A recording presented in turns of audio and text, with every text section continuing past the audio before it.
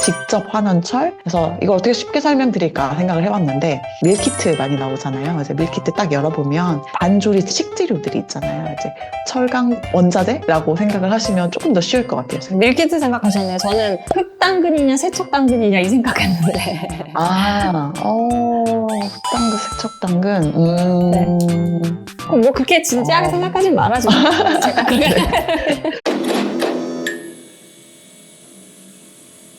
네, 여러분 안녕하세요. 제로에너지바입니다. 우리 산업의 뼈대를 이루고 있는 철강 산업이 요즘 흔들리고 있습니다. 국내 1, 2위 철강업계가 조업을 단축하거나 공장을 폐쇄하고 그리고 희망퇴직을 받는 곳도 있어요. 글로벌 공급 과잉에다가 미국에서 관세 장벽을 치고 있고 그리고 EU도 무관세 수입 물량을 지금 축소하는 움직임을 보이고 있어서 진짜 뭐 하나 쉬운 게 없습니다. 그렇기 때문에 지금 우리가 산업 전환에 올라타서 그 다음을 내다보지 않으면 정말 영영 힘들어질 수 있다. 이런 우려의 목소리가 나오는데 저희가 그동안 제로에너지바에서 철강에 관한 이야기 몇 차례 다뤘습니다. 그런데 오늘은 거기서 조금 더 들어가서 DRI라고 하는 것에 대해서 이야기를 해볼 건데요. 저희 제로에너지바 아시죠? 저희는 딱 어디 가서 너 철강 조금 안 해? 하는 정도 수준까지만 이야기를 할 거니까요. 나 DRI 뭔지도 모르겠다 라고 하시는 분 너무 겁먹지 마시고 오늘 이야기 나눠보겠습니다. 네, 철강하면 이분입니다. 넥스트의 철의 여인 고은 부대표 모시고 이야기 나눠보겠습니다. 네, 안녕하세요. 안녕하세요. 네, 반갑습니다. 어떻게 잘 지내십니까? 네, 너무 잘 지내죠. 네. 지로님도 오늘 특히 좀 얼굴이 좋아 보이십니다. 오늘요? 왜 그렇지? 조명이 그러게요. 오늘 뭐 때문에 오셨나요? 네. 저 아까 또 띄엄띄엄 말씀해 주시던데 DRI 때문에 왔고요. 저는 이제 제로파 할 때마다 늘 조금 무거운 마음을 가지고 오는 게 참 철 얘기가 제로파 아니면 이렇게 관심 있게 들어주신 분이 아주 많지는 않아서 뭔가 좀 더 재밌게 얘기하고 싶은 마음은 있는데 오늘 얘기도 네, 재미있게 한번 해보겠습니다. 네. 네, 정말 저 세 번 느껴주셔야 돼요. 세 번요? 도전! 가야겠는데. 제가 이제 서두에 뭐 우리나라 철강 산업이 위기다 말씀드렸는데 이게 진짜로 우리나라 지금 철강 산업 어떤 상황이고 이게 왜 그런 겁니까? 아까 인트로에서 소개 잘 해주셨는데 뭐 상황이 안 좋다는 건 그만큼 실적이 안 좋다 뭐 이제 이런 얘기인 거죠. 공급 과잉이랑 무역 장벽 이렇게 두 개가 제일 문제입니다. 그래서 공급 과잉 같은 경우는 말 그대로 수요보다 생산되는 양이 많기 때문에 아무래도 저가 경쟁이 더 극심해지고 그래서 우리나라 같은 경우는 뭐 중국, 뭐 인도와 같이 좀 원가 경쟁력이 우수한 나라 대비해서는 열위일 수밖에 없죠. 그래서 그런 부분에 있어서 좀 고생을 하고 있고 또 무역 장벽에 있어서는 네, 트럼프 관세, 이제 그 25% 관세도 있고, 아까 말씀 해주셨던 EU에서 무관세 물량을 좀 축소한다. 이 부분도 있었고, 또 뭐 CBAM 2026년부터 이제 철강의 배출량만큼 조정세를 매기게 되죠. 이 말은 어쨌든 수출 시장 장벽이 좀 더 높아지고, 따라서 뭐 우리 철강 제품의 마진율도 어느 정도 좀 축소가 되면서 참 어려운 상황이 맞습니다. 이게 우리나라 철강사들한테 유독 이렇게 혹한기인 거예요? 아니면은 뭐 다른 나라, 중국이나 뭐 일본이라든가 이런 나라들도 마찬가지인가요? 공급 과잉은 전 세계적인 문제라서 모두가 좀 어려운 상황이기는 한데 그래도 그 상대적인 어려움의 차이는 있죠. 근데 우리나라 같은 경우에는 우선 전체 조강 생산량의 약 40%가 수출이 돼요. 내수가 비교적 작고 수출의 비중이 높기 때문에 글로벌 시장에서의 어려움을 직격탄을 받게 되는 거죠. 조금 더 어렵고요. 예컨대 미국이나 유럽 같은 경우는 이 공급 과잉 문제로 오랫동안 골치를 썩었죠. 그래서 뭐 철강뿐만 아니라 알루미늄에 관련해서도 2020년 이때부터 중국의 과잉 생산을 공동으로 대응하자라고 하면서 뭐 미국, EU 간의 협정을 맺기도 하고 그래서 뭐 관세라든지 배출량을 가지고 어느 정도 좀 규제를 해보고자 하는 뭐 그런 움직임도 있었어요. 그러니까 그들도 충분히 지금 골머리를 앓고 있는 상황이고 중국 같은 경우는 그래도 거기는 내수 시장이 어느 정도가 있고 워낙에 원가 경쟁력이 좋고 하니까 우리나라가 겪는 만큼의 극심한 고통까지는 아니겠지만 이제 중국도 철강 증설을 막기 시작했거든요. 그만두기 시작했어요. 중국이 진짜 한 2000년도만 해도 전 세계 철강 생산량의 15% 정도였거든요. 근데 재작년을 보면은 절반이 넘어요. 한 20년간 9배 생산량이 늘었어요. 정말 과감하게 증설을 하다가 이제 멈춘 걸 보면 이제 그들도 이제 과잉 생산이 맞구나라는 걸 느끼고 있는 듯합니다. 그러면 그 아까 말씀하신 2018년 뭐 그 무렵에 우리도 그럼 그때도 이미 영향이 있었던 상태였던 거예요? 어느 정도는 당연히 있었죠. 공급 과잉은 어제부터 딱 시작하는 건 아니고 제가 말씀드렸듯이 20년간 9배 뛰었다고 했잖아요. 그리고 글로벌 경기 자체가 그때 코비드도 한 번 겪었었고 철강 수요라는 게 사실 경기가 좋을수록 건설 경기가 호황이 되고 뭐 자동차라든지 조선업 이런 인프라가 확장이 되는 시기에 수요가 높아지는데 이제 그렇지 못한 시기의 경우에는 당연히 수요가 저조하고 공급 과잉 문제는 몇 년 전부터 있었던 문제입니다. 이제 오늘 DRI에 대해서 이야기 나눌 건데 고우님 세 번째 출연이실 거예요. 근데 그 전에도 아마 한 번씩 계속 언급을 하셨거든요. 그렇지만 이제 우리는 또 항상 망각의 동물인 관계로 잘 기억이 안 납니다. DRI 뭔지 좀 쉽게 설명을 해주세요. 철을 만들기 위해서는 철광석을 가공을 해서 우리가 아는 그 철강 제품을 만들게 되는데 이 자연 상대의 철광석은 산화철로 존재를 해요. 산소가 이렇게 붙어 있는 그런 모양인데 이 산소를 떼어내는 환원 과정을 거친 그 철을 직접 환원철 Direct Reduced Iron, DRI라고 부릅니다.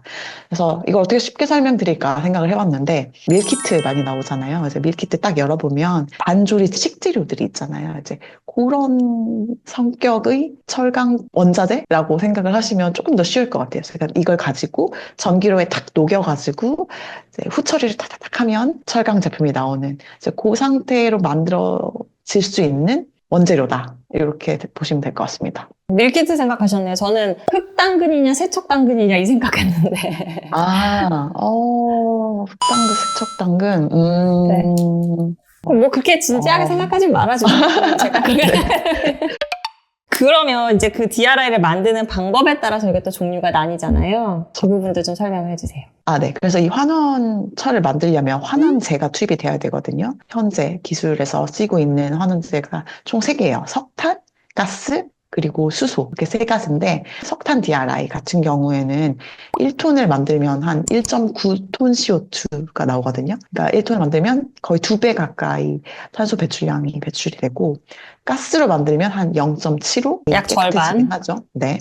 그리고 수소 같은 경우는 그린 수소로 만들었다는 가정하에 거의 0에 수렴하게 됩니다. 그래서 제가 이번에 넥스트에서 발표를 한 그 이슈 페이퍼의 제목에 그린 DRI라는 용어가 나오는데 사실 이 그린 DRI를 어디까지 봐야 할 거냐 뭐 누구도 유권적으로 정해준 적은 없었지만 현재 기술로 우선 만들어지는 DRI 중에 그나마 상대적으로 깨끗하다고 볼 수 있는 가스 DRI 그리고 수소 DRI까지를 저희는 그린 DRI 범주를 보고 이번 페이퍼를 썼습니다. 네. 그러면 지금 현재 많이 쓰고 있는 건 석탄 DRI인 거죠? 아니, 석탄도 많이 쓰고 가스 DRI도 많이 써요.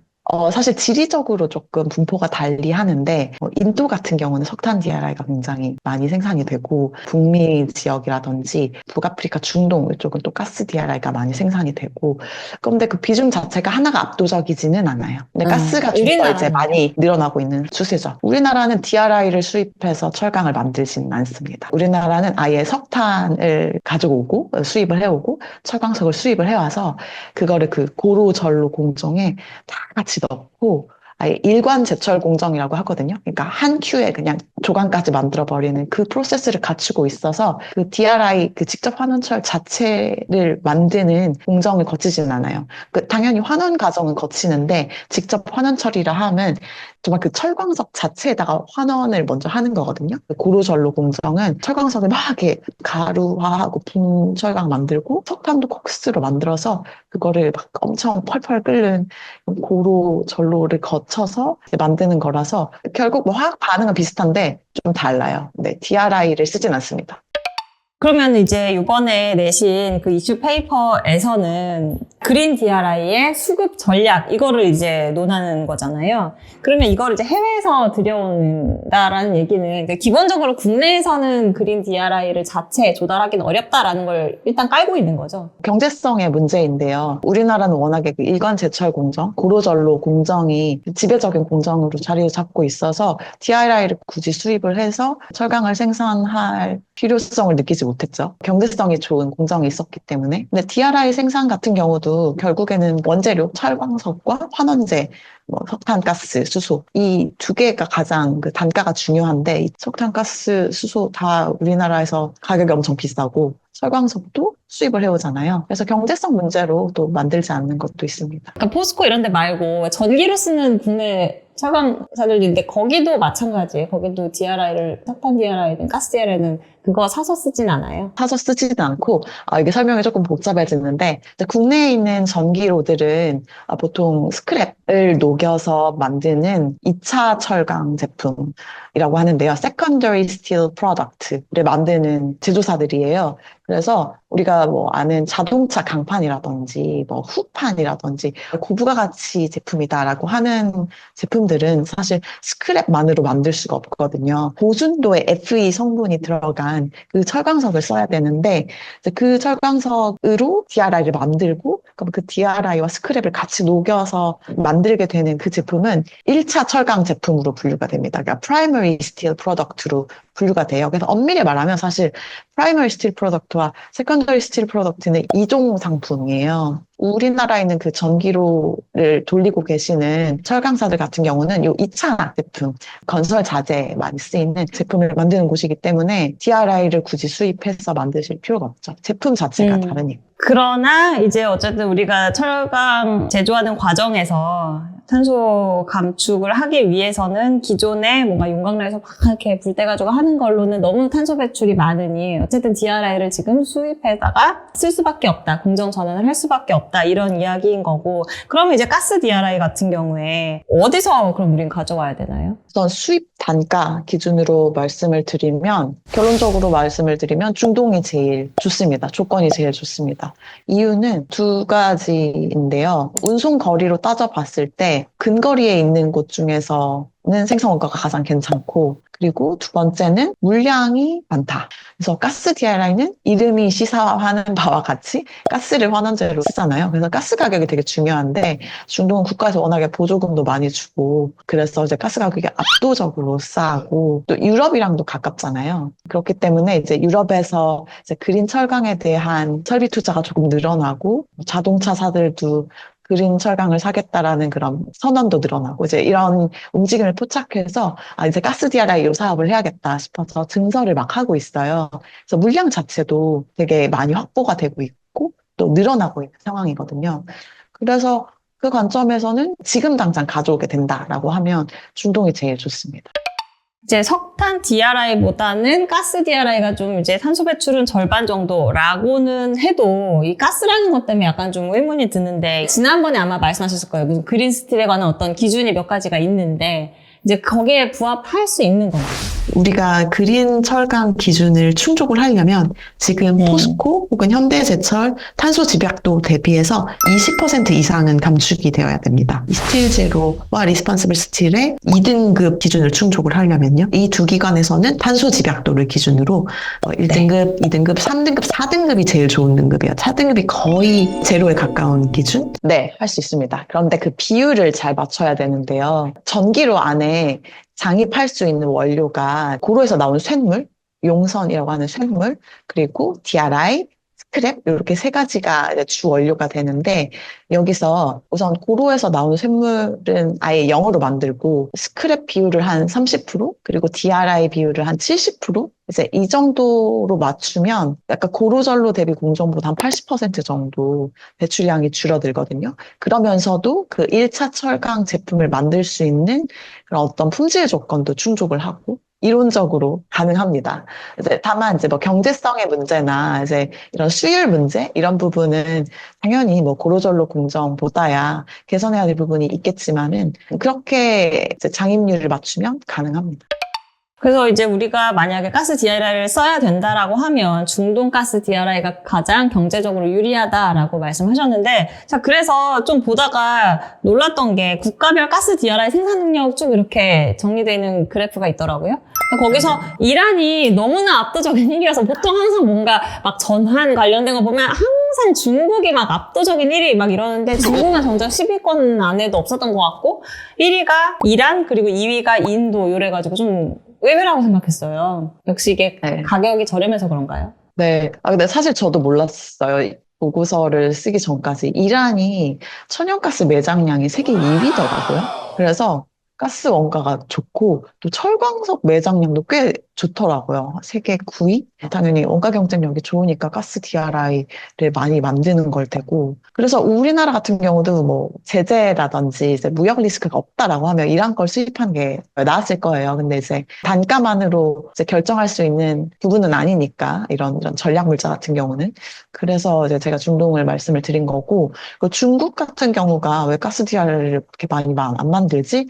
이거는 우리나라랑 이런 비슷한 이유인데요. 어차피 그 석탄, 코크스와 철광석을 이용한 일관 제철 공정, 고로전로 공정, 이 거의 90% 가까이 차지하거든요. 중국 철강 캐파의 역사가 유구하고 경제성이 워낙에 이제 보증이 된 그러한 기술이고, 그렇기 때문에 굳이 중국 입장에서도 가스 DRI 그래도 석탄보단 비쌀 텐데 만들 이유가 없었던 거죠.